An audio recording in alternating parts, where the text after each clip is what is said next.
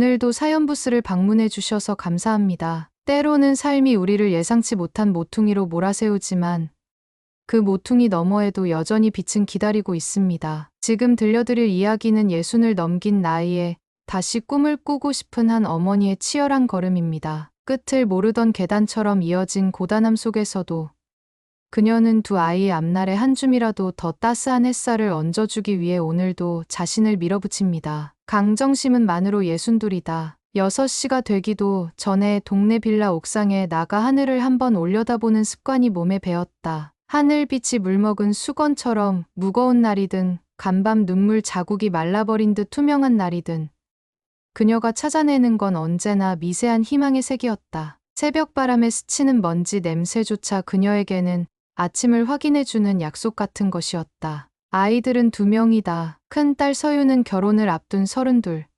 작은 아들 민호는 아직 군 제대 후 진로를 탐색 중인 29이다. 정심은 스스로를 키워냈다 말하곤 했지만 사실 두 아이를 키워낸 건 그녀였다. 남편은 11해 전 중고 트럭을 쫓아 먼 지방으로 떠났고 돌아온 건 폐업 신고서와 카드빚뿐이었다. 그 뒤로 정심은 낮에는 급식실 조리 보조, 밤에는 편의점 야간 계산대를 전전하며 빚을 갚고 아이들을 대학 문턱까지 밀어넣었다. 빚이 겨우 끝났다고 느낀 해 그녀는 자신이 60을 넘겼음을 깨달았다. 그제야 몸 곳곳에서 새빨간 주의 표시가 깜박였지만 쉬어야 한다는 경고는 귓가를 스치지도 못했다. 큰딸이 예식장 계약서를 들고 와 엄마 덕분에 이렇게 행복해졌다고 고개 숙일 때 정심의 마음에는 또 다른 계산서가 펼쳐졌다. 예물과 패백은 물론 신혼살림까지. 숫자는 이불 속 모래처럼 무겁게 가슴을 누르며 그녀를 다시 거리로 내몰았다. 문제는 나이였다. 구인 공고라는 체력 좋고 손 빠른 인력, 컴퓨터 활용 가능한 젊은 인재를 찾는다는 문장으로 뒤덮였다. 정심은 한숨 대신 웃었다. 손은 빠르다 못해 소리도 없이 움직였고 컴퓨터라면 은행 앱 정도는 터치할 줄 알았다. 다만 서류를 넣고 나면 돌아오는 답장은 언제나 정중한 거절이었다. 전화기를 붙들고 있던 손끝에서 쩍쩍 갈라지는 소리가 났다. 그럴 때마다 그녀는 손바닥을 비벼보며 괜찮다.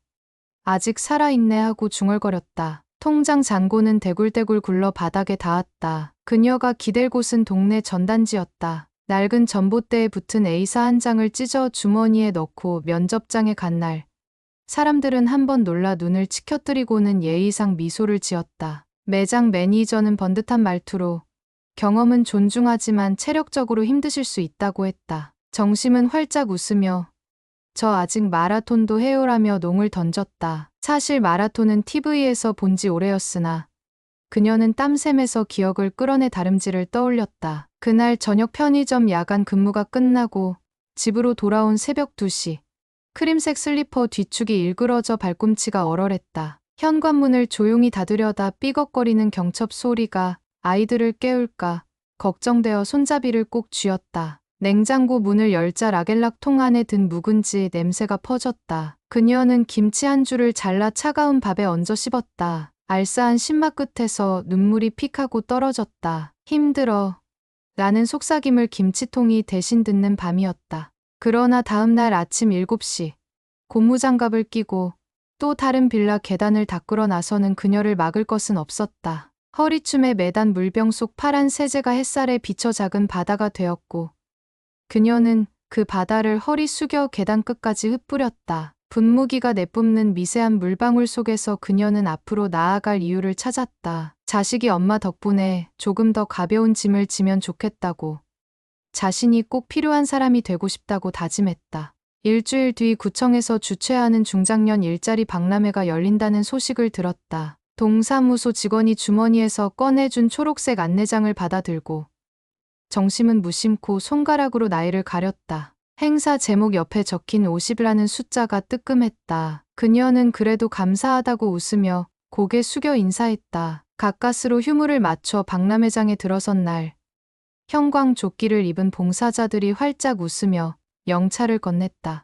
영찰 위 구직자라는 세 글자가 그녀의 심장을 쿵 하고 쳤다. 부스마다 사람들로 가득했다. 누군가는 눈빛이 반짝였고 또 다른 누군가는 웃음기 없는 입술로 지원서를 파고들었다. 정심은 생산직 모집 안내서, 요양보호사 설명회, 공공근로 체험존을 천천히 돌았다. 근로계약서 샘플을 받아들 때마다 손끝이 얼음처럼 차가웠다. 봉사자가 대기줄 번호표를 건네며 경력이 다양하시네요 하고 말하자 그녀는 양손을 모으며 사는데 필요한 건 다 해봤거든요 라고 웃었다. 그 웃음 속에는 자랑도 슬픔도 포기조차 섞여 있었다. 저녁이 되어 집으로 돌아오던 버스 창가에 앉아있던 그녀는 불 꺼진 상가, 건물 유리벽에 비친 자신의 얼굴을 보았다. 눈과 주름이 깊어져 달빛이 고여 있었다. 그 주름은 손자국처럼 뚜렷했지만 대신 눈동자는 여전히 선명한 검은 빛을 간직하고 있었다. 그녀는 스스로에게 속삭였다. 아직 끝난 게 아니야. 이 주름은 내 의지가 걷는 지도 같은 거야. 버스 바퀴가 도로 포장선 위를 지나며 덜커덕거릴 때마다 그녀의 가슴은 다음 면접을 향해 한 번 더 뛰었다. 첫 면접을 본 곳은 여름 가구를 파는 대형 할인점이었다. 면접관은 전동 드릴 소리 탓에 목소리를 높여야 했다. 그는 무거운 박스를 나르는 일이 힘드실 텐데 괜찮으시겠냐고 물으며 시선이 발등까지 내려갔다. 정심은 발가락 쪽으로 힘을 주어 부드러운 에어깔창의 쿠션을 느꼈다. 그녀는 그렇게 발끝에 기억을 끌어올려 젊은 시절 새벽 시장에 20kg짜리 노란 상자를 날랐던 순간을 떠올렸다. 괜찮다 못해 손끝이 근질근질할 만큼 익숙하다 설명했지만 돌아온 메일은 우수한 지원자 중 다른 분이 선발되었다는 상투적 문구였다. 거절 통보가 내 통째되던 날 밤 그녀는 급식실 동료이자 유일하게 속사정을 터놓는 친구 정화에게 전화를 걸었다. 정화는 알루미늄 국자 끓는 소리를 배경 삼아 쉬엄쉬엄 해라. 몸이 고장나면 자식들도 슬퍼한다며 걱정을 쏟아냈다. 정심은 반짝거리는 스테인리스 찬통 사이에 서서 나는 아직 숨이 뜨거워. 쉬면 녹이 슬어버릴 것 같아라고 답했다. 통화가 끝나자 타이머가 울렸고 그녀는 김이 오른 스팀기 앞에서 곰탕을 휘저으며 자신에게도 조금의 국물을 떠주고 싶은 마음이 들었다. 며칠 뒤 큰딸 서윤이 예식장 시식회를 하자며 어머니를 초대했다. 정심은 교통카드를 찍고 올라탄 버스에서 손바닥을 꼭 쥐었다 폈다 반복했다. 시금치 초밥, 연어 샐러드, 한우 구이를 차례로 맛보며 서윤은 엄마 마음에 드는 대로 고르라고 했다. 테이블 위 수정 거울이 블링블링 빛날 때마다 정심은 계산기를 두드리는 듯 눈을 깜빡였다. 딸의 예식을 어린 시절 목 없는 잔칫집 앞에서 침만 삼키던 자신에게는 큰 꿈의 완성처럼 해내고 싶었다. 낮에는 길게 누운 해 그림자 탓에 시계가 멎은 느낌이 들었다. 편의점 유리문에 붙은 아이스크림 할인 포스터를 교체하면서도 그녀는 머릿속으로 다음 일정을 그렸다. 몸은 알바 동작 속도를 기억해 자동으로 움직였고 마음은 내일 체험교육이 있는 요양보호사 센터를 떠올렸다. 한 번 더 자격증을 따면 기관 채용 공고에서 우선순위가 된다는 얘기를 듣고 그녀는 예상 시험비를 용돈 노트에 적었다. 페이지를 넘길 때마다 펜 끝이 지워지도록 숫자를 수정했지만 끝자락에는 늘 웃는 얼굴 그림이 그려졌다. 그리고 어느 깊은 밤 편의점 유리벽에 달라붙은 빗방울을 닦으며 그녀는 흠칫 놀랐다. 손등에 내려앉은 한 방울이 책 읽는 딸아이만큼이나 따뜻했다. 어린 서윤이 자다가 기침을 할 때면 손등으로 이마를 짚어 열을 쟀던 그 기억이 돌아왔다.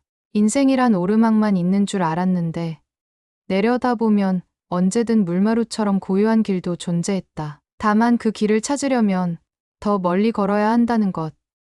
어쩌면 그게 지금 그녀를 움직이게 하는 원동력일지도 모른다. 일자리 박람회 이후 안내받은 주민센터 컴퓨터 교실에서는 첫날부터 타자 속도 측정이 있었다. 칠판 앞 강사는 1분에 200타 이상이면 합격이라 말했다. 초기 화면에 뜬 문장은 낯선 신조어로 가득했지만 정심은 물 흐르듯 손을 움직였다. 과거 공장 야간조 기록부를 손으로 쓸 때 빼곡한 숫자를 읽어주는 반장 목소리와 펜 끝이 맞아떨어지던 감각이 되살아난 덕이었다. 키보드에 부딪히는 손가락 소리가 빠른 장단으로 퍼지자 옆자리 청년이 놀라 눈을 크게 떴다. 그녀는 키보드를 덮으며 나도 신세대가 될 수 있나 봐 하고 웃었지만 채점표에서는 198타로 2타가 모자랐다. 강사는 연습 조금만 더 하시면 충분히 가능하다며 미소 지었고 그 미소를 받아든 정심은 다시 한번 마음을 조여 매듭지었다.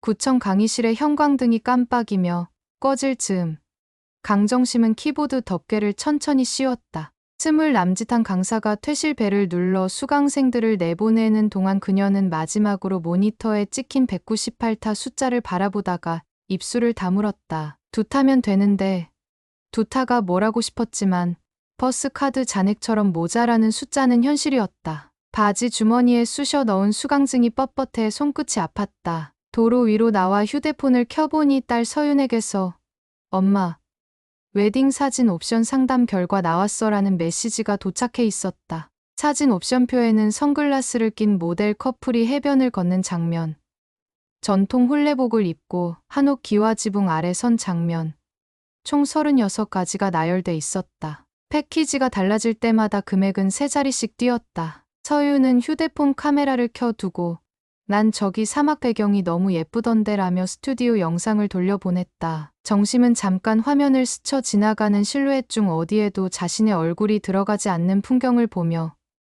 그래, 다 해보자라고 답장을 눌렀다. 맨 끝에 하트 이모티콘을 붙이려다 지우고 점 하나만 남겼다. 그 주말 그녀는 친목회 지인이 소개해준 세탁 공장 단기 알바에 나갔다. 거친 줄이 드러난 컨베이어에서 하염없이 돌아오는 산업용 작업복을 뒤집어 놓고 소매를 잡아당겨야 했다. 세제 냄새가 공기 중에 승화되어 목구멍을 긁었고 증기 탓에 안경이 금세 뿌옇게 변했다. 파란 플라스틱 통을 3번째 비울 즈음 손목에서 근육이 비명을 질렀다.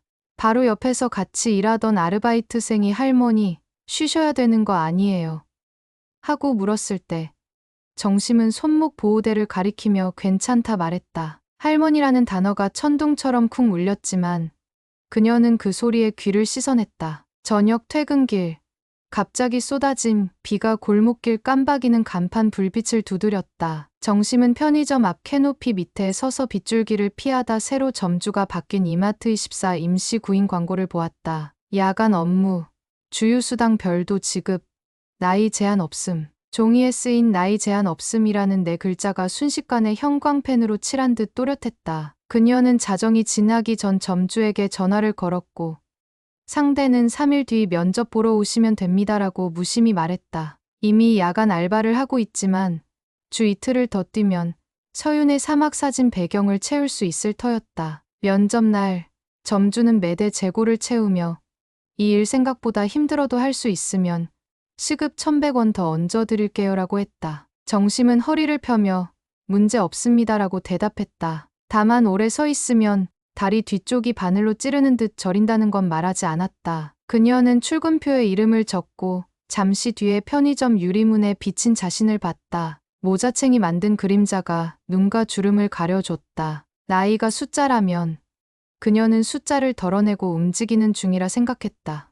야간 근무 첫날 보름달이 유리창 위로 다녀가고 새벽 4시 반이 되자 남자 손님이 들어왔다. 그는 편의점 컵라면 코너에서 뚜껑을 뜯으며 이거 뜨거운 물 좀 채워달라고 명령하듯 말했다. 정심이 미지근해진 보온통 스위치를 다시 올리며 물이 끓을 때까지 잠깐만 기다려달라고 사근사근 말했지만 남자는 불쑥 아줌마, 그 나이에 무슨 편의점이야 하며 재킷을 털었다. 기계음 같은 웃음이 밖으로 새지 않도록 손으로 입을 가린 그녀는 마음속에서 나이를 경단처럼 뭉쳐 휴지통에 버렸다. 남자는 결국 계산대에 동전을 탁 던지고 나갔다. 동전이 유리 표면에서 튀어오른 소리가 심장에도 부딪혔다. 해가 뜰 무렵 그녀는 시린 발목을 두드리며 집으로 돌아왔다. 복도 끝에서 마중 나온 작은 아들 민호가 엄마 얼굴을 보더니 또 알바 늘렸어.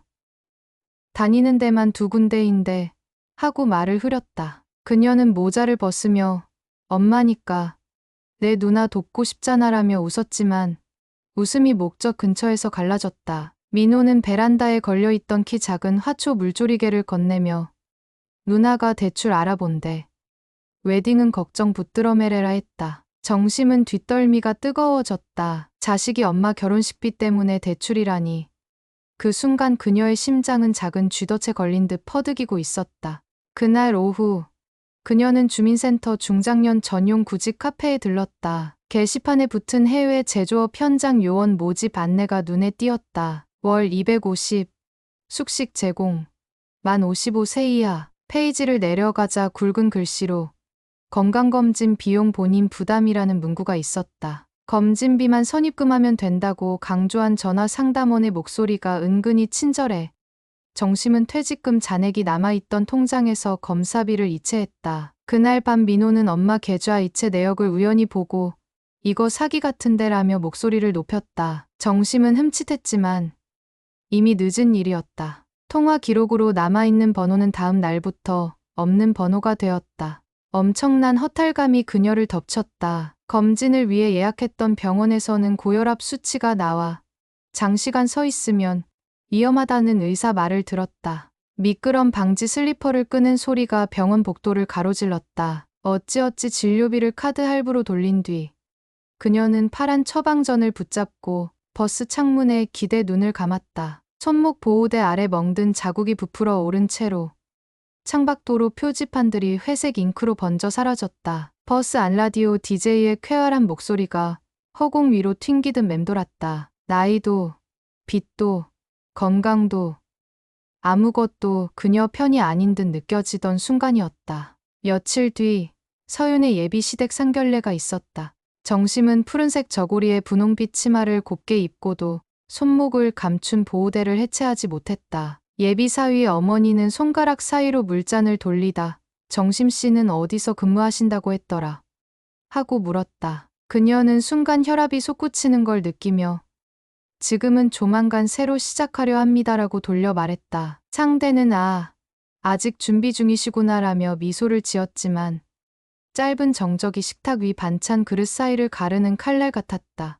식사가 끝나고 돌아오는 길, 택시 뒷좌석에서 서윤은 핸드백을 꼭 움켜쥔 채 엄마, 굳이 그렇게까지 안 해줘도 돼. 내가 다 알아서 한다니까 라고 말했다. 정심은 창밖 달리는 가로수 불빛에 시선을 두며 엄마니까 해주고 싶어라고 낮게 답했지만 서윤은 엄마도 쉬면서 살면 안 돼 라고 재차 물었다. 그 말끝에서 조용한 한숨이 들려왔다. 정심은 딸의 예민한 숨소리가 혹시 자신 때문에 상처받은 증거일까 두려웠다. 덜컹거리는 차체가 요란한 소리를 낼 때마다 그녀의 마음도 금이 쩍쩍 가는 듯했다. 택시에서 내려 집 앞에 다다르자 급기야 비가 내리기 시작했다. 정심은 보호대를 가린 팔소매를 늘리며 현관 비밀번호를 눌렀다. 불이 꺼진 거실에 들어선 순간 눈가에서 뜨겁고 짠 액체가 쏟아졌다. 요란한 빗소리와 함께 터져나온 울음은 오래 잠가 두었던 수도꼭지를 한껏 틀어놓은 듯했다. 그녀는 거실 한복판에 주저앉아 두 손으로 얼굴을 가렸다. 손목의 통증과 속바닥의 절망감이 한 덩어리로 그 자리에 내려앉았다. 그리고 그 사이사이로 들려오는 빗방울 소리가 이상하게도 박수처럼 느껴졌다. 아무도 없는 빈집,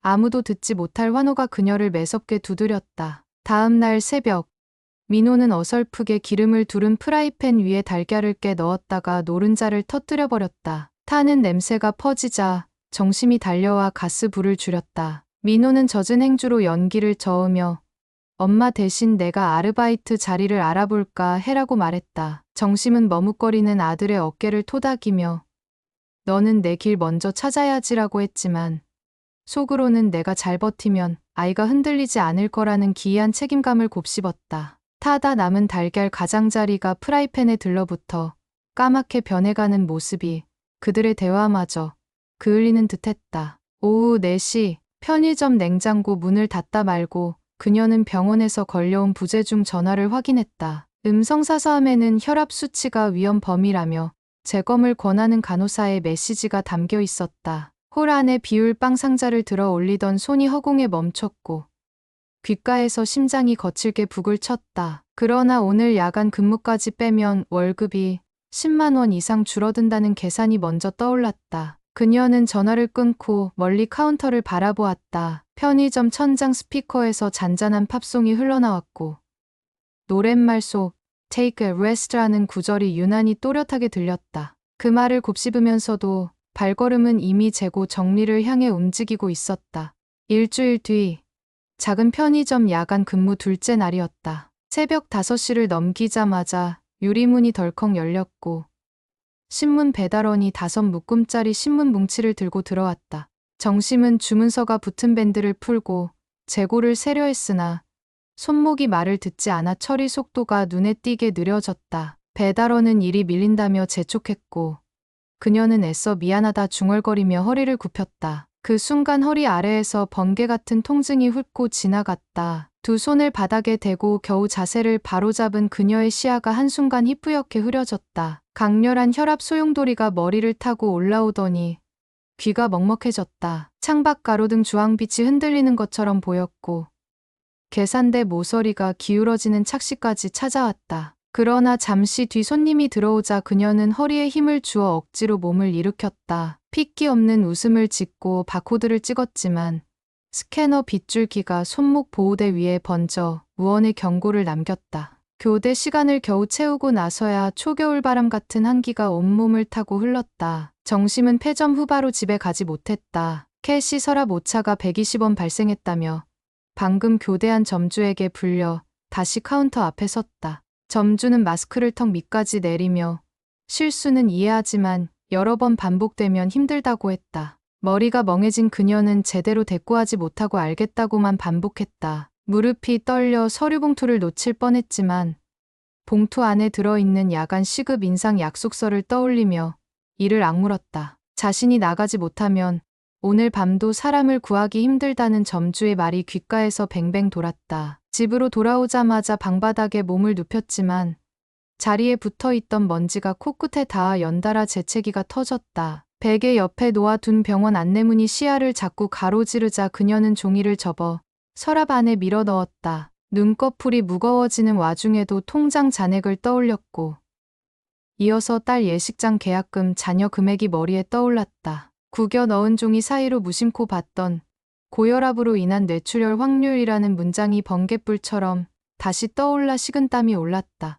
그래도 그녀는 아직 멀쩡히 걸을 수 있잖아라며 숨을 고르고 잠에 들었다. 정오가 되자 집 전화벨이 울렸다. 전화를 받은 이는 민호였다. 상대는 어머니가 신청했던 중장년 해외 제조업 파견 업체였다. 민호는 날선 목소리로 왜 환불이 안 되냐고 따졌지만 이내 통화를 마치고 한숨을 내쉬었다. 정심이 천천히 일어나 거실로 나오자 민호는 스마트폰 화면을 내밀며 엄마, 진짜 사기야. 이 사람들 전에도 피해 사례 많았어라고 말했다. 그녀는 아들의 말에 눈을 감고 침을 삼켰다. 머리 한쪽이 쿡쿡 쑤셨지만 멈추지 않는 것은 후회보다 어떻게든 틀어진 계산을 맞춰야 한다는 강박이었다. 다음 날은 급식실 근무날이었다. 스테인리스 조리대에 김이 자욱하게 피어오르고 거대한 솥에서 소고기 무국이 펄펄 끓고 있었다. 정심은 칼날에 물을 빨리 밀어 넣다 손끝을 살짝 베었다. 피가 번지기 전에 일회용 장갑을 갈아 끼워야 했지만 손목 보호대를 빼려다 그 아래 멍든 부위가 드러날까 두려웠다. 반장으로부터 집중 좀 하라는 지적이 날아오자 그녀는 애써 밝게 대꾸했다. 그러나 속으로는 자신이 점점 필요한 속도를 따라가지 못하고 있다는 사실을 깨달으며 뜨거운 김 사이로 절망이 스며들었다. 오후에 배식 카트를 몰고 복도 끝을 돌다가 그녀는 갑자기 두 눈이 뒤집히는 듯한 현기증을 느꼈다. 무게를 잘못 잡은 채 카트를 기울이자 음식통이 흔들리며 국물이 흘렀다. 반장이 달려와 괜찮으세요? 하고 손으로 그녀 등을 받쳤고 정심은 얼굴이 하얗게 질린 채 잠깐 어지러웠어요 라고만 말했다. 손목에서 시작된 저릿한 통증이 어깨, 목을 타고 올라와 귀 뒤까지 욱신거렸다. 자신이 쓰러지면 남은 배식 시간이 멈춘다는 생각이 먼저 들었고 그녀는 반장을 안심시키며 다시 카트를 밀었다. 국물이 흘러생긴 미끄러운 바닥 위에서 허리와 다리에 가해지는 압박이 배가 되었다. 퇴근길 버스 안. 그녀는 창가에 머리를 기대고 있었다. 멀리 서울 남쪽 하늘에 붉은 노을이 번졌다. 귓속 이어폰에서는 기사님이 틀어둔 라디오가 잔잔히 흘렀다. 사회면 뉴스에서 고령 구직자 폭증, 건강 악화 속 빈곤 악순환이라는 멘트가 흘러나오자 정심은 순간적으로 볼륨을 줄였다. 자신이 뉴스 화면 속 통계 그래프 중 하나가 된 듯한 기분에 견딜 수 없었다. 주머니 속에서 전해오는 진동이 울렸고 확인해 보니 서윤이었다. 엄마, 웨딩홀 계약 잔금은 다음 달 말까지 안 내도 된대.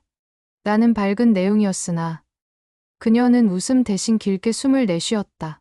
안도보다 또 한 달 벌어야 할 시간이 늘어났음을 계산했다. 집에 도착하니 현관 앞에 택배 상자가 2개 놓여 있었다. 서윤이 주문한 웨딩 액세서리와 신혼집 인테리어 소품이었다. 상자를 옮기다 허리가 더 욱신거리자 정심은 옛날 다이어리에 적어두었던 목표 문장을 떠올렸다. 아이들 앞길에 그늘 만들지 말자. 그 문장이 오랜 세월 동안 버팀목이 되어 왔지만 이제는 자신을 벼랑 끝으로 밀어내는 채찍이 되는 듯했다. 그녀는 포장 테이프를 뜯다가 문득 거울을 봤다. 거울 속 그녀 눈가에는 피곤이 짙게 스며 있었고 손목 보호대는 오히려 상처처럼 보였다. 그날 밤 식구들이 모두 잠든 뒤에도 그녀는 조심스레 안방 불을 켜고 낡은 공책을 펼쳤다. 페이지 구석마다 작은 글씨로 적어둔 가계부, 메모들이 가득했다. 수입 항목에는 띄엄띄엄 생긴 동그라미 표시, 지출 항목에는 빨간색 삼각형 표시가 보였다. 숫자를 더하고 빼는 동안 그녀의 호흡은 점점 가빠졌다. 계산 결과 적자가 가까스로 수천 원 흑자로 바뀌는 지점에서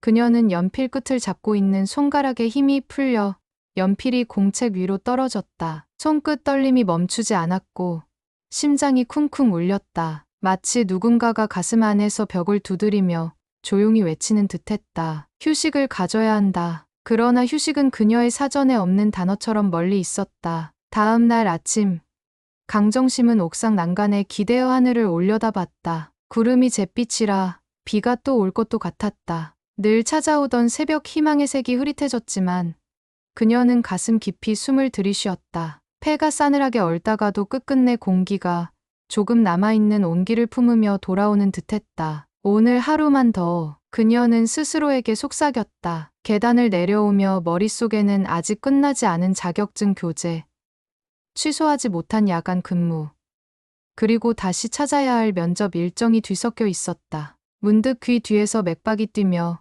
귓가에 웅웅거리는 소리가 났다. 몸이 아니라 마음이 먼저 쓰러질지도 모른다는 예감이 소름처럼 등을 훑었다. 그럼에도 발걸음은 멈추지 않았다. 꼭대기 층에서 출발한 그녀의 발은 한 계단 한 계단 내려가며 작은 진동을 만들었다. 거친 숨이 엉켜 나오는 사이 문득 허리춤에 매단 휴대폰 벨이 울렸다.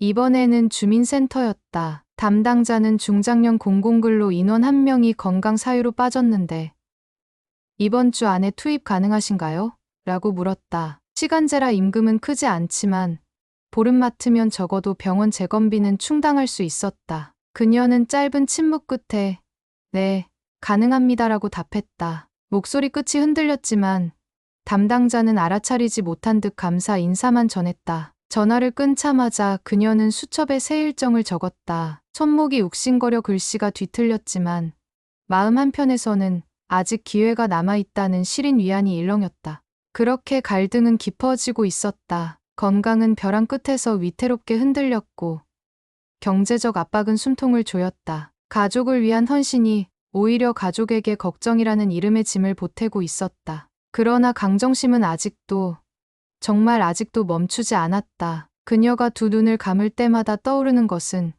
예식장 버질로드 위를 밝은 얼굴로 걸어갈 딸의 모습과 아직 꿈조차 확실히 고르지 못한 아들이 발붙일 튼튼한 땅이었다. 그리고 어렴풋한 자신만의 두 번째 인생 아직 한 번도 누려보지 못한 조금은 평온한 삶의 조각이었다. 그 생각을 끝으로 그녀는 다시 고무장갑을 챙기고 문을 나섰다. 빌라 계단 창문으로 들어온 바람이 찬 기운을 몰고 왔지만 가슴속 심지는 아직 꺼지지 않았다. 이제 그녀 앞에 남은 것은 더 큰 폭풍일지 혹은 작은 불씨를 지켜줄 바람일지 알 수 없었다. 다만 확실한 건 오늘도 그녀는 앞으로 걸음을 내디뎠다는 사실이었다. 그 걸음이 어떤 결말을 끌어올지 도시공원 흙바닥 위에 새벽 안개가 낮게 깔리던 공공근로 첫날. 강정심은 형광조끼를 받아 입고 삽자루를 잡았다. 차가운 쇠살이 장갑을 뚫고 손바닥에 닿는 순간부터 몸은 벌써 경보를 울렸지만 그녀는 이튿날에 있을 편의점 근무표를 머릿속으로 정리하며 삽끝을 땅속으로 밀어 넣었다. 초록 페인트가 벗겨진 삼날이 공원 화단에 굳은 토지를 깨부수자 축축한 흙냄새가 올라왔다. 흙에 묻은 미세한 이슬이 햇살을 받아 반짝일 때마다 그녀는 스스로에게 이렇게 속삭였다. 아직 견딜 만하다. 조금만 더. 같이 투입된 근로 인원은 대부분 50이 넘어 60을 바라보는 사람들이었다. 그중 검은 파마머리를 짧게 가진 박정화라는 여인이 이를 악물며 잡초를 뽑다가 등허리 펴는 휴식 시간마다 정심에게 말을 걸었다. 박정화는 몇 해 전에 공장을 접고 나오면서 건강이 급격히 무너졌다 했지만 말을 잇는 입가에는 묘한 생기가 돌았다. 그녀의 이야기를 듣다가 정심은 문득 자신이 끌어안고 있던 두려움이 조금 옅어지는 것을 느꼈다. 누구나 같은 경로를 건너고 있다는 사실이 마음 한편에 작은 난로불을 켜준 셈이었다. 점심 도시락 시간이 되어 종이 포장을 풀자 정심은 어젯밤 민호가 싸준 달걀말이와 시금치나물을 보았다. 간은 싱거웠지만 젓가락을 몇 번 움직이는 사이 눈시울이 뜨거워졌다. 건너편에 앉은 박정화가 자식이 챙겨준 거냐며 미소 지었고 정심은 고개만 끄덕였다. 그녀는 속으로 내가 아직 누군가의 보살핌을 받는 사람이라는 사실에 왠지 모르게 불안과 안도를 동시에 느꼈다. 자신이 보호자가 아니라 보호받는 위치에 놓이는 순간마다 그녀는 늘 발밑에서 땅이 약간씩 꺼지는 기분을 맛보곤 했다. 오후 작업은 하단 경계석을 새로 놓는 일이었다. 콘크리트 조각을 들어 옮기는 동안 팔꿈치부터 어깨까지 칼끝 같은 통증이 올라왔다. 박정화가 바로 옆에서 쉬었다 하세요라고 낮게 권했지만 정심은 괜찮다며 경계석을 들고 버텼다. 잠시 후 눈앞 풍경이 갑자기 잿빛 필름처럼 흔들리고 시야 중앙이 까맣게 오므라들었다. 삽을 짚으려던 손이 허공을 가르고 그녀는 귓가에서 쿵 하는 소음과 함께 무릎을 꿇었다. 땅바닥 파쇄석이 무릎살을 긁는 감각이 현실감을 붙잡아 주었지만 곧 전신에 힘이 빠져 귀에서 기계음 같은 이명이 울렸다. 박정화가 다급히 외치는 소리가 어렴풋이 들렸다. 얼마 후 구급대원이 도착해 환자용 담요를 어깨에 두르고 혈압을 재자 수치가 위험 영역을 넘어 서 있었다. 정심은 걱정 말라고 위로하려 했지만 입술이 굳어 단어가 흘러나오지 않았다. 구급차 천장 LED 등이 차갑게 깜박이는 동안 그녀는 문득 아주 오래전 막내 동생을 업고 응급실로 뛰어가던 20살 시절을 떠올렸다. 그때나 지금이나 병원 냄새는 비슷했고 문 앞에서 누군가를 지키고 싶다는 생각만은 변치 않았다. 이번엔 그 누군가가 자신이라는 점이 달랐을 뿐이다. 병원 침대 옆 의자에는 얼마 지나지 않아 서윤과 민호가 도착해 있었다. 서윤은 이미 울음을 참느라 콧날이 빨개졌고 민호는 핸드폰 화면에 떠있는 고혈압 관련 자료를 읽으며 이를 악물었다. 의사는 약물 치료를 시작하지 않으면 다음엔 뇌혈관 사고가 올 수도 있다고 단호하게 말했다. 정심은 침대 난간을 잡고 엄마 괜찮다고 했지만 서윤은 떨리는 손으로 엄마 손등을 감싸며 괜찮지 않아. 우리 욕심 때문에 엄마를 이렇게 만들었어라고 흐느꼈다. 그 순간 정심은 심장이 조용히 두 동강 나는 듯한 통증을 느꼈다. 그녀는 사랑이라는 이유로 아이들에게 무언의 채무를 만들어 놓았음을 깨달았다. 다음 날 새벽 입원실 커튼 사이로 첫 기도가 울릴 무렵 정심은 불을 끈 채 깨어 있었다. 고요 속에서 주문처럼 되뇌었다. 이제는 스스로를 돌보는 삶도 배워야 한다고. 머리맡에 놓인 보호대가 낡은 갑옷처럼 느껴졌다. 병원 복도에서는 간호사가 수액 포대를 갈아 끼우며 바삐 움직이고 기계는 일정한 간격으로 삑하는 신호음을 냈다. 그녀는 기계음 사이에서 자신의 심박도와 다름없는 아이들 걱정, 예식장 잔금, 임대료, 그리고 언젠가 자신이 이 세상을 떠날 때 아이들에게 남을 상처의 무게를 동시에 헤아렸다. 퇴원 수속을 마칠 때 병원 소셜워커가 찾아와 고령 저소득층 의료비 지원 신청을 안내했다. 그러나 정심은 서류를 받자마자 한참 망설였다. 도움을 받으면 몸은 가벼워질지 몰라도 마음은 빚이 더 늘어날 것 같았다. 서윤이 옆에서 조용히 서류를 접어 가방에 넣으며 엄마, 이건 내가 할게.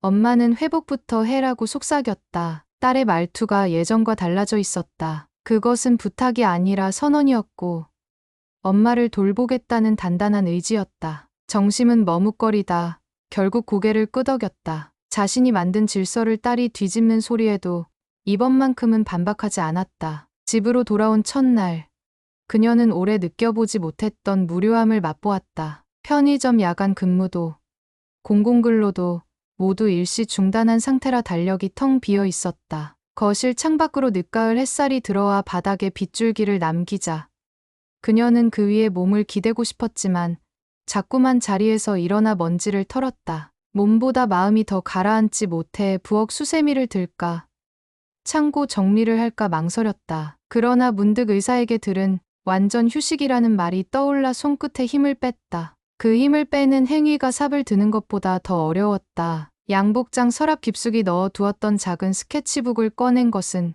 그날 오후였다. 낙서처럼 그려놓은 꽃다발과 화분 그림, 장미와 거베라, 안개꽃이 흑연으로 번져 있었다. 이것은 그녀가 한때 꿈꾸던 플로리스트 수업의 낡은 기록이었다. 손목이 아리도록 오래 삽을 들었지만 그녀는 실은 흙냄새와 꽃향 사이 어딘가에서 평생 머물고 싶어 했다. 스케치북을 넘기는 동안 예전 시장통 꽃집 사장에서 손끝이 부드러워 꽃집 일이 천직이라 칭찬받던 순간이 떠올랐다. 그 기억이 오래 접힌 스케치북처럼 주름졌지만 색은 아직 퇴색되지 않았다. 다음 날 햇살이 옅게 번진 오전 10시 서윤이 커피 한 잔을 들고 찾아왔다. 딸은 엄마 곁에 앉아 작은 알약통을 탁자 위에 올려두고 약 시간 꼭 지켜야 해요라고 말했다. 그러곤 조심스레 한 장의 전단지를 꺼냈다. 지역 여성센터 시니어 플라워 디자인 기초반 수강생 모집이라는 문구가 눈에 들어왔다. 정심은 놀라서 전단지를 어루만졌다. 뒷면에는 수강료 할인 혜택, 주 2회 수업, 그리고 완성된 작품은 지역 행사에 전시된다는 안내가 있었다. 서유는 엄마한테 필요한 건 돈 버는 일도 맞지만 이제는 엄마 마음이 기댈 뭔가가 되어야 할 것 같아라고 조용히 설명했다. 순간 정심은 이상하게도 눈가가 시큰해졌다. 딸의 말에 반대할 이유가 없었다. 다만 그녀의 가슴속 깊은 곳에서 아직 현실을 돌보지 않으면 안 된다는 경고음이 자꾸 울렸다. 그녀는 고개를 저었지만 서유는 더 이상 물러서지 않았다. 엄마가 하고 싶은 걸 시작하면 우리가 더 든든해져. 우리도 어른이야. 딸의 단호한 목소리가 이젠 어딘가 낯설어서 정심은 자기도 모르게 웃음을 흘렸다. 그 웃음은 지친 숨 사이를 헤집고 올라오는 작은 새처럼 떨렸다. 그날 밤 약효 때문인지 깊은 잠에 빠지던 정심은 꿈을 꾸었다. 꿈속에서 그녀는 하얀 손수건에 감싼 작은 씨앗을 들고 있었다. 씨앗에는 전혀 빛이 없었지만 그녀가 손으로 파낸 흙구덩이에 넣자마자 갑자기 온기가 퍼지고 싹이 트기 시작했다. 작은 싹이 드디어 꽃봉오리를 맺을 즈음 꿈속의 하늘에서 비가 부슬부슬 내렸다. 그런데 이상하게도 그 비는 시린 느낌이 아니라 따뜻했다. 싹이 꽃으로 피어나는 순간 정심은 눈을 떴다. 이른 새벽이었고 가슴 한가운데가 묘하게 가벼웠다. 새벽 4시 그녀는 조용히 거실 불을 켜고 노트북을 열었다. 로그인 화면 비밀번호를 2번 틀리는 사이 손끝이 떨렸다. 포털 사이트 검색창에 시니어 플라워 클래스라고 입력하고 수강 신청 페이지를 찾았다. 수강료는 생각보다 부담스러웠지만 서윤이 건넨 장학 지원 쿠폰 코드가 있었다. 결제 완료 버튼을 누르는 순간 심장 박동이 재빨리 뛰었다 내려앉았다.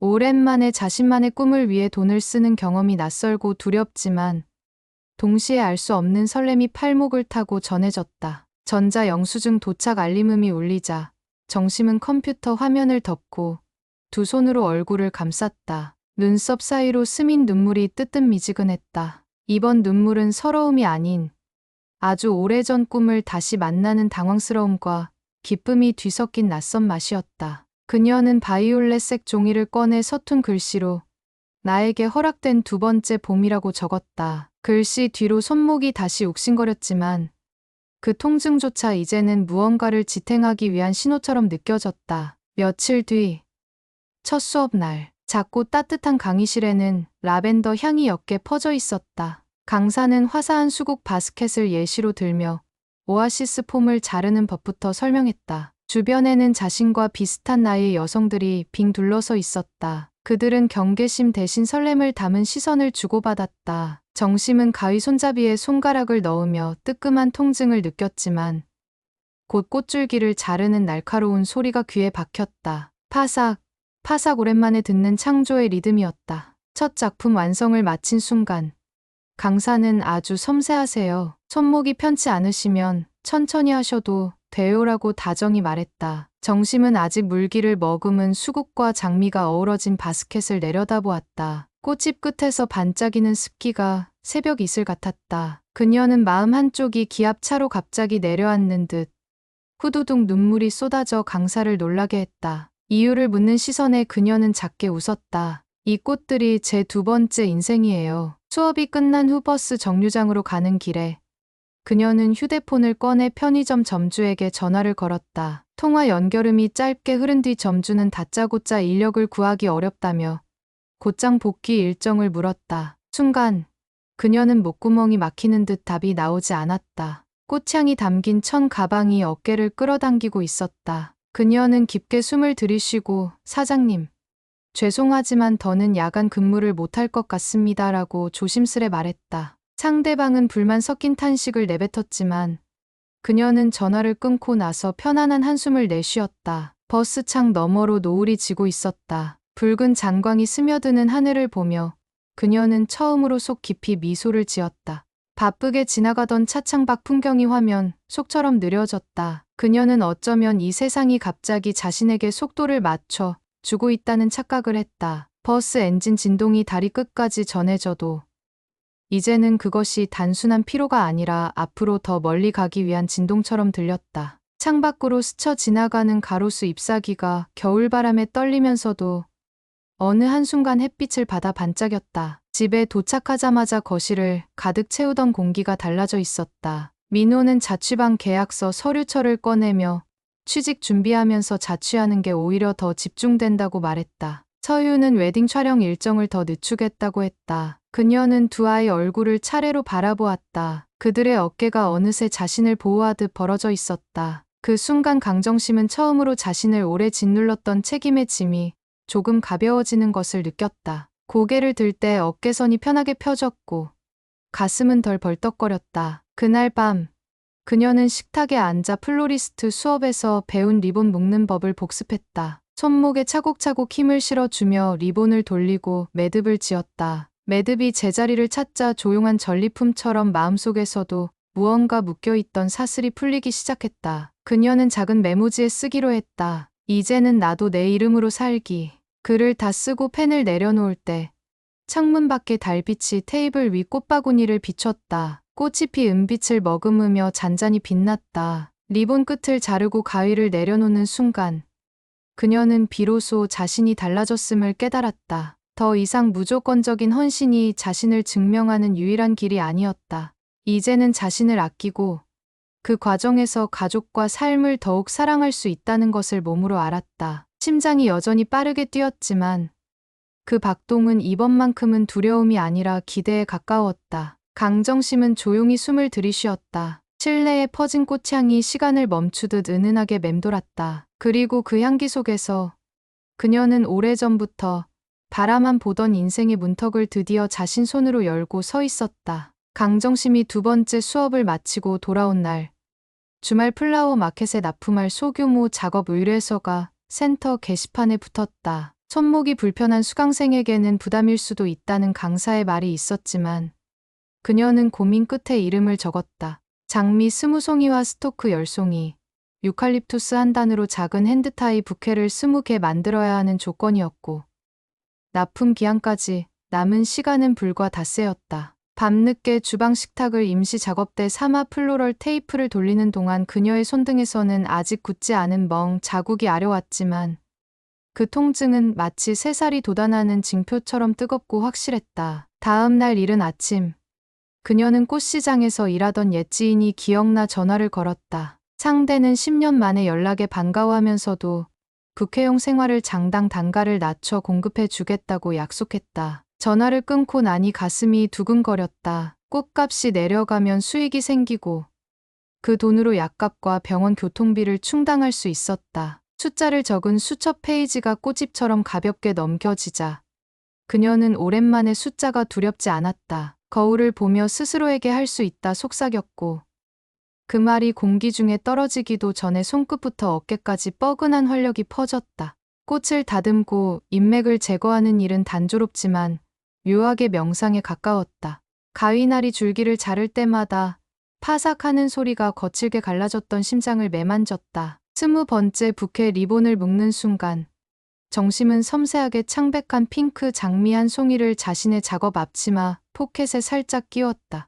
세월이 주름마다 남긴 그림자를 리본 매듭이 살포시 가려주는 듯했고 그녀는 그 작은 장미를 거울 속 자신에게 선물하는 기분으로 가만히 웃었다. 납품 당일 새벽 5시 첫 버스에 올라 꽃상자를 품에 안고 이동하던 그녀는 창밖으로 아직 꺼지지 않은 가로등을 보았다. 노랗게 물든 불빛 아래 스쳐가는 도로의 빈틈이 지금 자신의 미래와 닮았다고 느꼈다. 간간히 비어있는 것 같지만 빛이 완전히 사라지지는 않는 길. 시장에 도착해 상자를 내려놓을 때 상인들은 예상을 깨고 어머, 포장 정말 고급지다.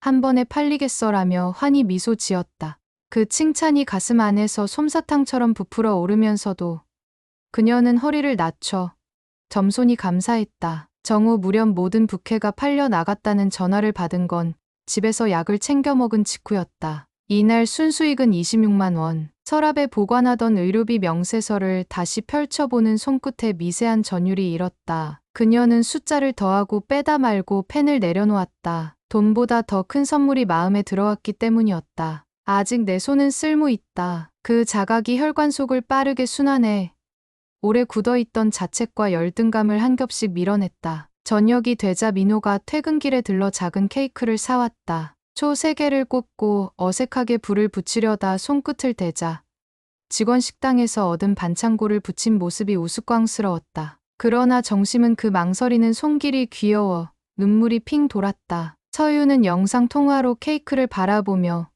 엄마 첫 납품 축하해요.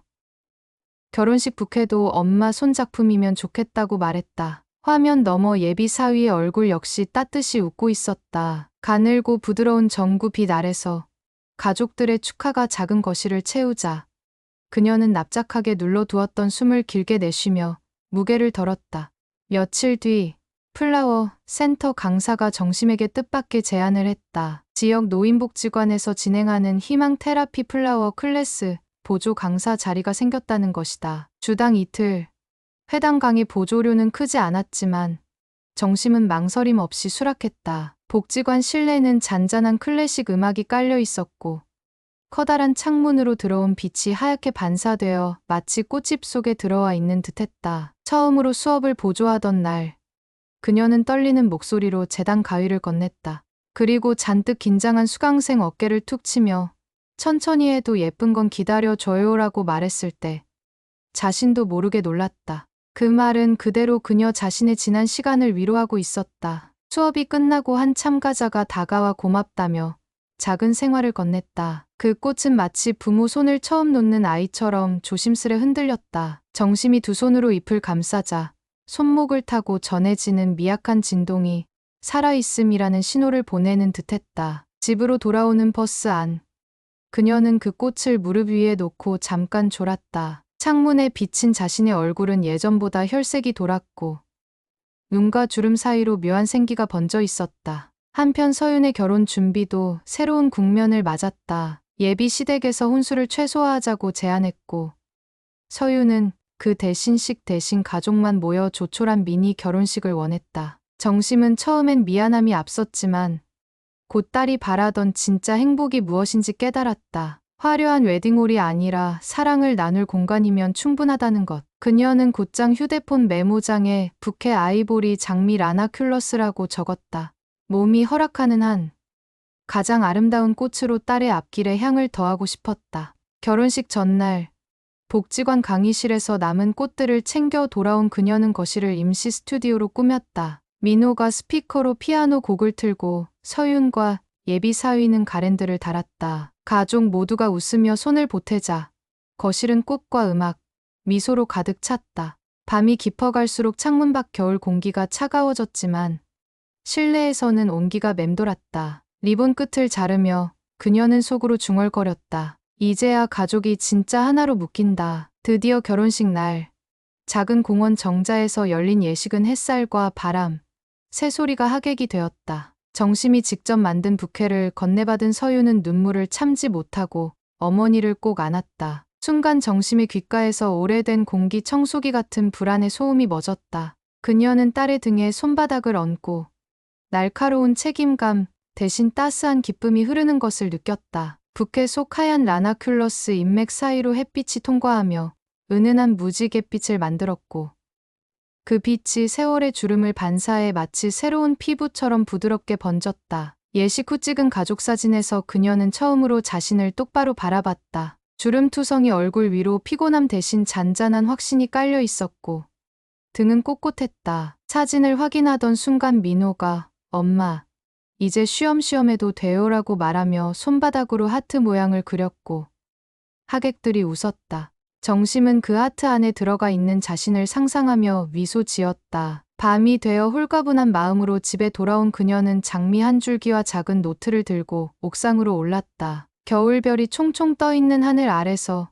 그녀는 꽃을 가슴팍에 대고 노트에 짧은 문장 하나를 적었다. 나는 오늘 내 이름으로 피어났다. 바람이 문장을 넘기려 살짝 페이지를 건드렸고 꽃잎이 흔들리며 향을 흘렸다. 심호흡을 하자 폐 깊숙이 들어온 차가운 공기가 따뜻해져서 돌아 나갔다. 집 아래 계단을 내려오며 그녀는 문득 처음 빌라 계단을 청소하던 새벽을 떠올렸다. 그때는 삶이 자신을 몰아붙이는 거대한 파도처럼 느껴졌지만 지금은 그 파도를 건널 작은 배를 직접 만들었다는 자부심이 있었다.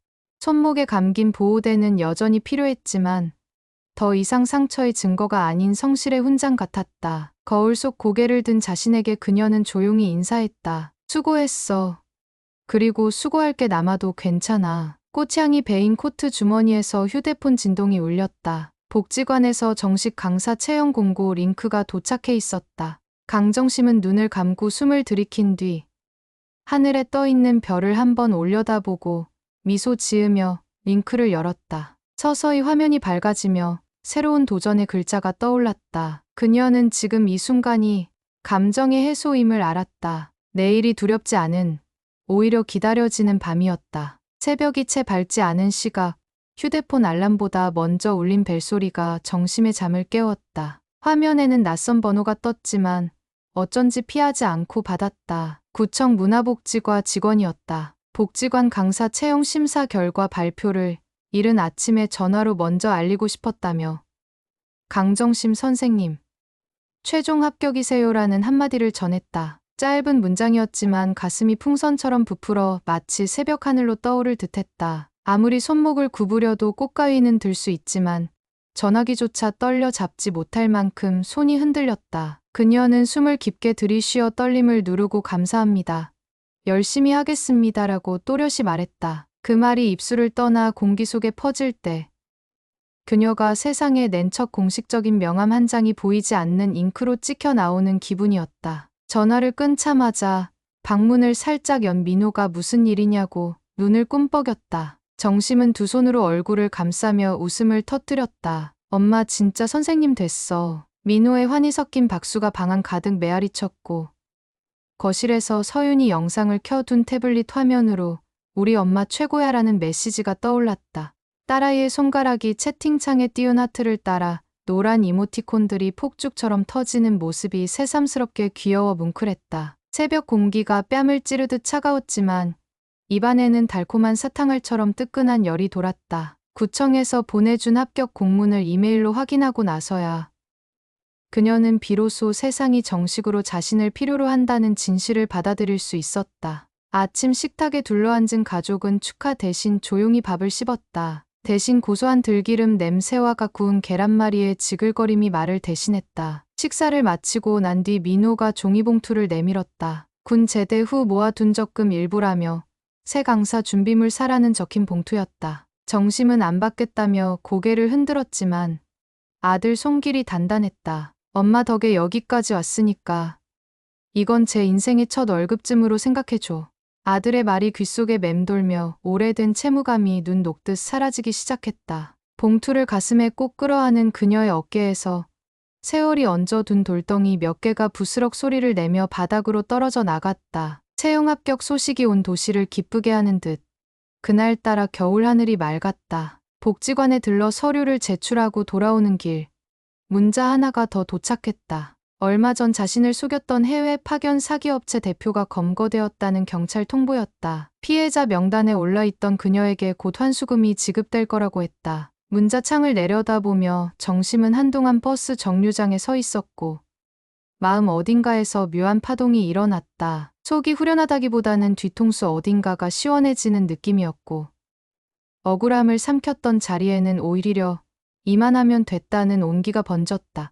이제는 과거의 잘못된 선택조차 새로운 시작을 위한 자양분이 되는 듯했다. 며칠 뒤 열리는 강사 임용 오리엔테이션을 대비해 그녀는 센터 강사실 구석 빈 책상을 배정받았다. 책상 위 낡은 컴퓨터 모니터 옆에는 강사가 직접 가져와 꿈이라는 작은 명패 자리가 있었다. 그녀는 플라워 클래스에서 남은 드라이 플라워 스틱을 모아 손수 작은 미니 바스켓을 만들었다. 라벤더 2줄기와 파파스 그라스를 꽂아 설탕기포처럼 부드러운 컬러를 얹은 뒤 그 옆에 꽃길을 가다라는 문장을 액자에 적어 세웠다. 동료 강사들이 센스 대단하다며 엄지를 치켜 올릴 때 정심은 아직도 세상과 경쟁하기보다 꽃과 협력하며 자신을 드러내는 방식이 익숙하다는 걸 알았다. 첫 정규 수업날 예상치 못한 손님이 찾아왔다. 한때 편의점 야간 근무 중 그녀에게 아줌마 그 나이에 무슨 편의점이냐며 동전을 던지고 나갔던 남자였다.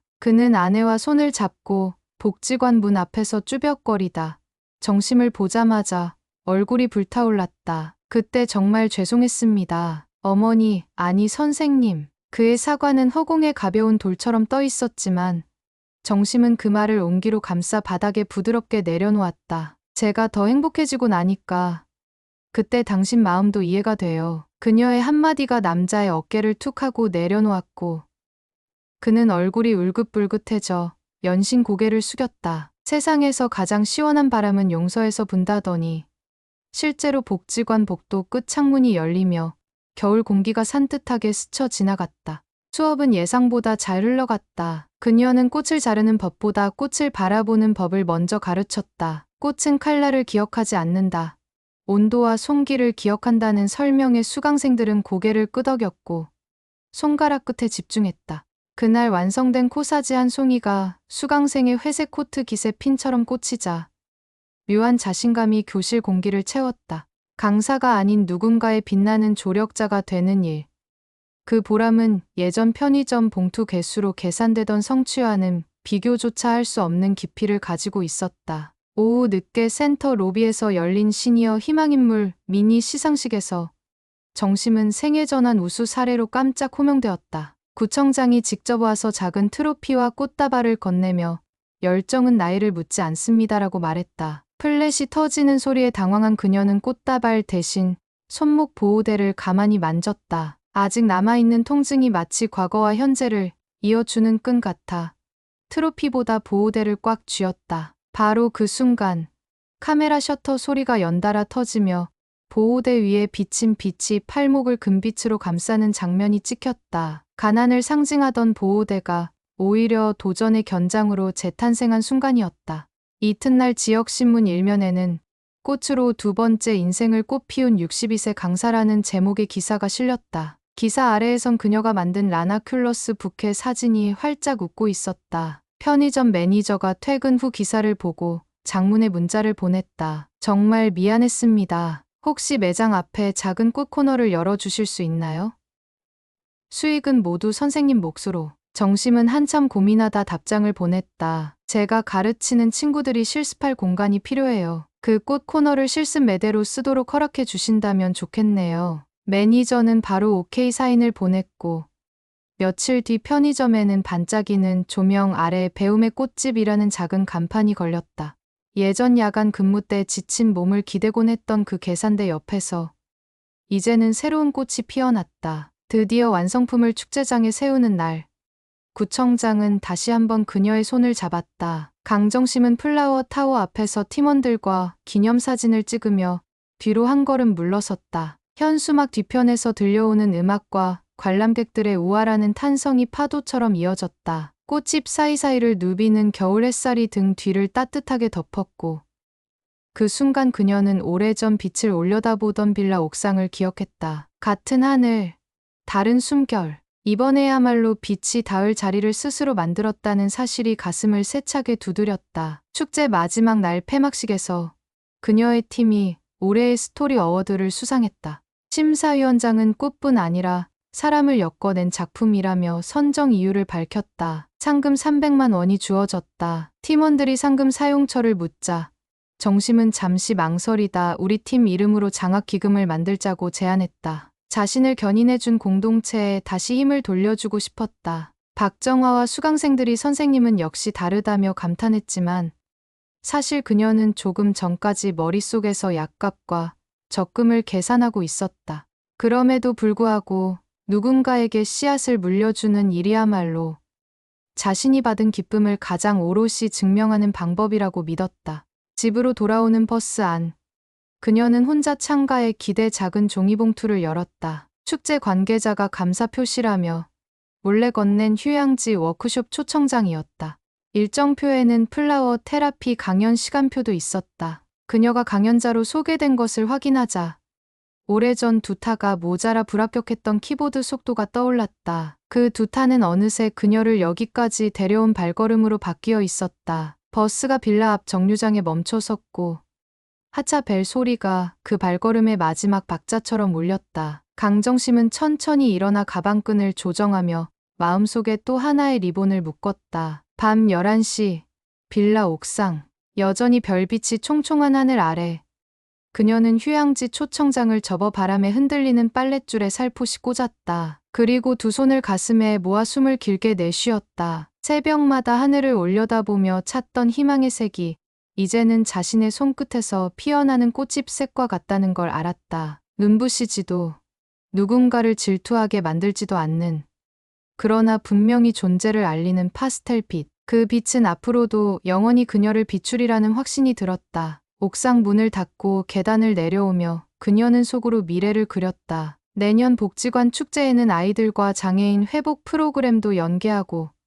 동네 골목 꽃길 조성 사업도 해야지. 생각의 끝에 이를 때마다 새 프로젝트가 싹을 틔우듯 마음속에서 움트고 잎을 넓혔다. 발걸음이 가벼워져 계단 난간을 스치는 손끝이 따뜻했다. 그 온기는 단순한 체온이 아니었다. 이제 그녀는 더 이상 새벽 신문 묶음을 허리가 끊어지도록 나르는 여인이 아니라 꽃으로 사람의 삶을 연결하는 공인 강사이자 생애를 주도적으로 설계하는 주체였다. 현관문을 열 때 배터리를 충전해야 한다는 휴대폰 알림음이 울렸다. 그녀는 애써 웃음을 지었다. 그래, 배터리가 없다면 충전하면 되지. 그렇게 스스로에게 말하며 충전 케이블을 꽂았다. 아까 꽃타워를 해체하며 챙겨온 안개초 몇 송이가 비닐봉지 안에서 바스락거렸다. 그녀는 물 한 컵에 안개초를 살포시 띄워 식탁에 놓았다. 다음 날 새벽, 안개초는 아무것도 두려워하지 않는 작은 하얀 불꽃처럼 잔잔히 피어 있을 것이다. 그리고 그 옆에서 강정심 역시 더 이상 두려움이 아닌 설렘으로 눈을 뜰 것이었다. 첫 강사 생활이 시작되고 어느새 두 계절이 완전히 돌아갔다. 겨울 끝자락의 축제 열기가 가시기도 전에 봄꽃 전시회 준비가 이어졌고 복지관 강당에는 매일같이 꽃향이 겹겹이 쌓였다. 강정심은 새벽 5시 알람 대신 새싹을 밀어 올리는 흙냄새에 잠을 깨는 법을 배웠다. 아직 어둠이 남은 시간, 그녀는 직사광선을 피해 시드는 꽃잎을 솜씨 좋게 솎아내며 꽃도 사람도 빛을 견딜 힘을 길러야 오래 간다는 말을 스스로에게 새겼다. 복지관 창문 너머로 첫새가 울 때면 혼자가 아니어야 들리는 화음처럼 작업실 이곳저곳에서 선생님 하고 부르는 목소리가 퍼졌다. 봄 전시회에 출품할 작품은 꽃으로 짠 일기라는 제목이었다. 어린이부터 칠순 어르신까지 각자 하루를 상징하는 한 송이를 가져와 거대한 타임라인 위에 놓는 참여형 설치물이었는데 첫날부터 예상보다 많은 꽃이 몰려들었다. 노란 민들레 2송이를 손에 쥔 6살 아이가 나 오늘 유치원에서 혼자 그네 탔어요라며 꽃을 내려두는 순간 뒤이어온 팔순 노인은 분홍 철쭉을 놓으며 내가 살아있는 것만으로도 장하다 싶어라고 웃었다. 강정심은 그 사이를 오가며 꽃대 높이를 맞추고 줄기를 다듬었다. 언젠가 신발 속 모래처럼 버겁게 느껴지던 나이라는 두 글자가 여기서는 고운 질감의 비단실처럼 작품의 색을 보탰다. 전시 개막을 하루 앞둔 밤, 작품 위에 노을 화이트 사파이어 조명을 설치하다 전깃불이 갑자기 꺼졌다. 작업실에는 캄캄한 어둠이 내려앉았다. 조수들이 휴대폰 플래시를 켜며 부산스레 돌아다녔지만 순간 어둠 속에서 피어오른 꽃향이 강정심의 숨을 먹게 했다. 어떤 전구도 비추지 않는 완전한 어둠에서조차 꽃은 존재를 증명하고 있었다. 빛이 없어도 향은 살아라고 속삭인 그녀의 말이 고스란히 정적에 흡수되자 새삼 자신도 빛 없이 견뎌온 날들을 떠올렸다. 그때 문득 반대편 벽에서 희미한 불빛이 깜박이며 돌아왔다. 전기 기사가 전원 스위치를 복구했고 순식간에 온 방이 백여 송이 꽃의 색으로 환해졌다. 조수들은 환호했지만 강정심은 조용히 고개를 숙여 감사를 속삭였다. 자신이 빛이라 믿었던 모든 것들이 언제든 꺼질 수 있다는 사실 대신 꺼진 뒤에도 남는 향기를 믿기로 했기 때문이다. 전시회 첫날, 로비에는 예상을 웃도는 인파가 몰렸다. 지역 방송국에서 촬영을 나왔고 기자들은 나이를 넘어선 열정의 아이콘이라는 수식어를 제목으로 뽑았다. 그때마다 강정심은 인터뷰를 짧게 끝내고 어린 손님에게 눈높이를 맞춰 설명했다. 보도 카메라 뒤에서 딸 서윤이 가만히 엄지손가락을 들어 보였고 멀리서 의젓이 서 있던 민호는 빛나는 눈으로 엄마를 바라봤다. 잠시 후 방송사 PD가 다가와 선생님 사연을 다큐멘터리로 제작하고 싶다고 제안했으나 그녀는 웃으며 고개를 저었다. 꽃은 볼 때마다 새로워야 하잖아요. 너무 깊이 파헤치면 향이 도망칠까 봐요. 거절이었지만 PD는 고개 숙여 존중의 인사를 남겼다. 사흘째 되는 날, 복지관 회의실에서 강정심의 이름을 딴 정심플라워 장학기금 창립 총회가 열렸다. 당초 300만 원이던 상금에 익명 후원금이 더해져 5천만 원이 모였다. 그녀는 첫 수혜자로 야간 편의점 아르바이트를 병행하며 국비 플로리스트 과정을 신청한 23 청년을 선정했다. 선정 이유를 묻자 기자들은 가난의 경험이 꽃에 더 깊은 냄새를 남긴다는 대답이 기사감이 될 거라 기대했지만 그녀는 그 친구 손끝에서 꽃줄기가 부드럽게 돌아가는 모양이 예전 제 손 같아요. 그 감촉은 누구도 가르칠 수 없는 거조라고만 답했다. 그 말은 결과보다 과정을, 치장보다 체온을 보는 그녀의 방식이었다. 7월, 복지관은 플라워 클래스 확장 공사를 시작했다. 담당자는 공사 소음을 걱정했지만 강정심은 오히려 굵직한 드릴 소리 위에 학생들의 웃음 소리가 덮이는 걸 즐겼다. 가끔 손목이 당겨지면 잠시 멈춰 스트레칭을 했고 보호대는 이제 슬림한 기능성 밴드로 바뀌어 꽃무늬 셔츠 소매 아래에서 거의 보이지 않았다. 어느 날 수업 막바지 5분 지각해 들어온 할머니가 숨을 헐떡이며 나 때문에 수업 흐름 끊을까 걱정했다고 하자 그녀는 꽃다발용 레이스 리본 끝을 잡아주며 우리 수업에는 흐름을 끊는 사람도 늦는 시간도 없어요. 꽃이 핀 순간이 바로 정각이거든요라고 말했다. 그 말에 방한 공기가 폭신하게 가라앉았다. 가을로 접어들 무렵 구청 문화복지과에서 또 다른 연락이 있었다. 청년 취업 박람회 부대 행사로 플라워 체험 부스를 요청받은 것이다. 강정심은 흔쾌히 수락했지만 조건을 걸었다. 참가자에게 꽃을 만들어 파는 게 아니라 참가자가 스스로 만든 꽃을 집으로 가져가야 의미가 있다는 것이었다. 행사 당일 교복을 입은 고등학생부터 양복 차림 구직자까지 10여 명이 부스를 찾았다. 전시장 천장에서는 취업 정보 방송이 크게 울려 퍼졌지만 꽃가위를 잡은 손끝에서는 조용한 리듬이 흘렀다. 한 청년이 면접 탈락 통보를 받고 왔다며 꽃가위를 내려놓는 순간 그녀는 망설임 없이 이완성 부케를 받아든 뒤 줄기를 재정렬했다. 원래 꽃도 중심 잡다가 넘어지기도 해요. 대신 넘어졌을 때 더 예쁜 각도를 발견하기도 하죠. 그러고는 부케를 넘겨주었다. 청년의 어깨가 눈에 띄게 펴졌다. 사소한 꽃다발이지만 어쩌면 그날 청년에게 건넨 건 면접에서 찾던 자기소개서 마지막 문장일지도 몰랐다. 그날 밤 그녀는 복지관 창고에서 남은 꽃잎을 모아 작은 향기 주머니를 만들었다. 라벤더를 베이스로 희미하게 시든 장미 잎과 레몬그라스 줄기를 섞어 스티치로 입구를 봉했다. 낡은 바느질 솜씨가 도드라졌지만 아무렴 어떤가 싶었다. 봉지를 들고 코끝에 가까이 대자 그 향이 오래된 편의점 냉장고의 금속 냄새까지 무력화시키는 듯 부드러웠다. 그녀는 그 향기 주머니에 첫 걸음이라는 라벨을 달고 가족 토론 후 바로 장학기금 기념 판매품으로 내놓았다. 첫날 몰려든 주문만으로도 장학기금은 2명 더 지원할 수 있는 규모로 늘어났다. 며칠 뒤 플라워 클래스 마지막 가을 수업이 끝난 날 밤, 복지관 불이 모두 꺼지고 센터 앞 은행나무는 초겨울 바람에 잎을 떨구고 있었다. 정심은 그 아래 떨어진 잎 몇 장을 주워 투명한 봉투에 담았다. 건조된 꽃만큼이나 금빛 은행잎도 값졌다. 돌아오는 버스 안.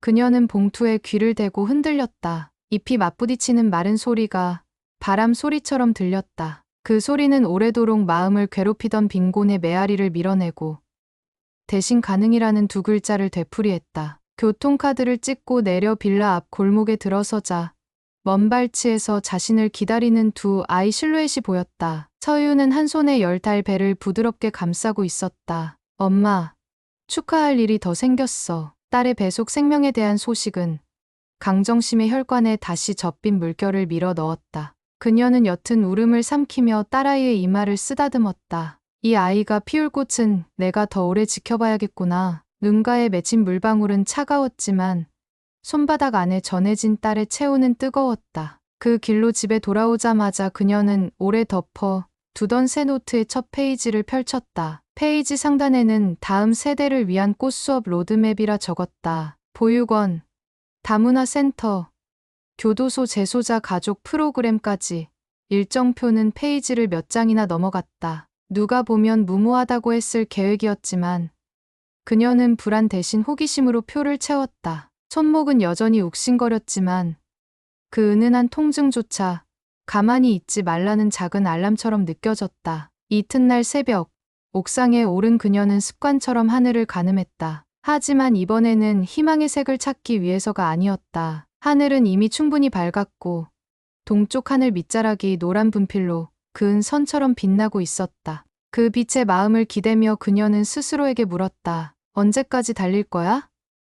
대답 대신 머릿속에 떠오른 건 달리다가도 멈추고 멈췄다가도 다시 달릴 수 있다는 자명한 진실이었다. 그러고는 2 손을 앞으로 뻗어 간밤에 주워온 은행잎을 바람에 날렸다. 잎은 빙글 돌다가 빌라 담장 너머로 흩어졌다. 계단을 내려오는 발걸음이 전에 없이 가벼웠다. 현관문을 여는 손끝에서 자동차 키 소리가 났다. 아들 민호가 중고차 딜러 회사에서 받은 첫 월급으로 산 작은 중형차였다. 엄마, 이 차로 학교나 복지관 출장 갈 때 모셔다 드릴게. 아들의 키 큰 모습이 문턱에 서 있었다. 차 키에 달린 작은 장미 모양 열쇠고리에서 햇빛이 반짝였다. 그녀는 잠깐 눈을 감고 장미향을 맡는 듯 고개를 숙였다. 바닥에서부터 올라오는 희미한 엔진 냄새. 오래전 트럭 폐차장 냄새 대신 벤젠 냄새가 났지만 그 화학적 냄새조차 새 출발의 냄새로 탈바꿈했다. 차에 올라타자 라디오에서 지역 뉴스가 흘러나왔다.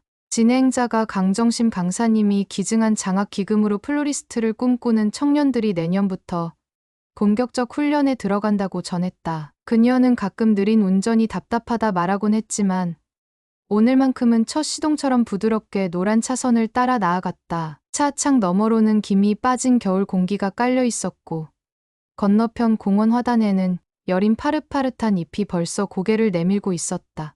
꽃은 아직 피지 않았으나 정심은 피어나기 전에 숨결이 꽃보다 더 아름답다는 걸 알고 있었다. 집으로 돌아와 차에서 내린 그녀는 주머니 속에서 병원 진료 예약 카드를 꺼내봤다.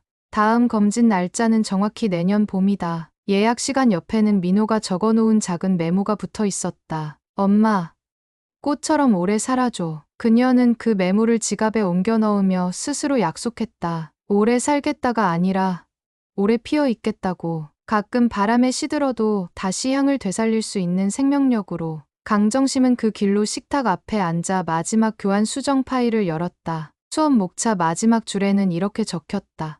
꽃은 언젠가 시들지만 향은 누군가의 마음에 남아 2번째, 3번째 꽃을 피운다. 그녀는 커서를 움직여 그 문장을 굵은 글씨로 바꾸고 살짝 미소 지었다. 그리고 파일을 저장했다. 창문으로 몰래 스며든 겨울 햇살이 화면에 어른거리며 반사를 만들었다. 햇살이 강해지자 모니터 속 검은 배경이 거울처럼 변해 그녀의 얼굴을 비췄다. 시간이 남긴 자국은 지워지지 않았지만 그 자국 사이사이에 빛이 깃드는 것을 그녀는 분명히 보았다. 꽃은 결국 시들어 사라지지만 꽃을 바라보던 우리의 눈길은 사라지지 않습니다. 그 눈길이 남긴 향이 또 다른 꽃을 깨우고 그 꽃이 피어나는 동안 우리는 다시 한번 살아갈 이유를 얻습니다. 오늘 이 이야기를 통해 누군가의 마음 한구석에서도 작은 꽃씨 하나가 두근거리기 시작했다면 그걸로 충분합니다. 꽃을 피우려 애쓴 모든 날이 고단해도 여러분 인생의 향은 지금도 은은히 퍼지고 있으니까요. 사연 부스는 언제나 그 향기를 기억하며 다음 사연 이야기를 준비하겠습니다. 감사합니다.